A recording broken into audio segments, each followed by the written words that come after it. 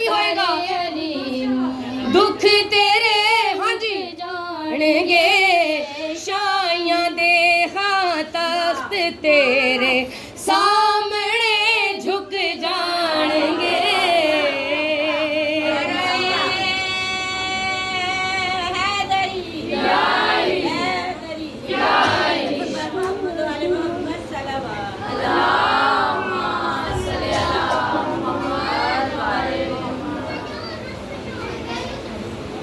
जनाबे मारूफे करखी सुनिया होया है वाकया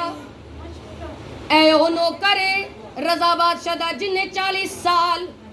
जनाबे इमामे रजा दी जुत्ती अपने सर ते रखी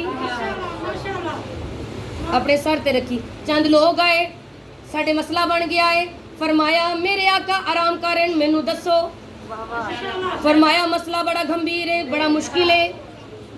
मुश्किल है फरमाया दसो तो सही फरमाया साडे इलाके च पानी आ गए इमाम को आखो दुआ करन हट जाए जनाबे मारूफ हंसे मुस्कुराए फरमाया इन्ना जिहा मसला फरमाया हाँ बे है जो पानी है मेरे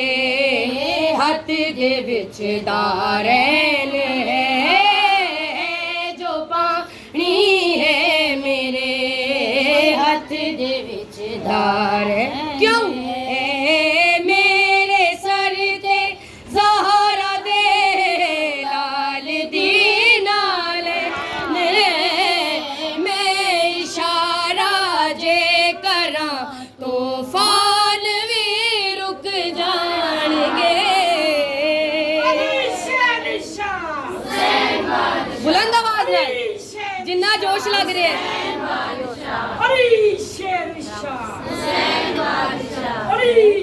बोला वक्त दे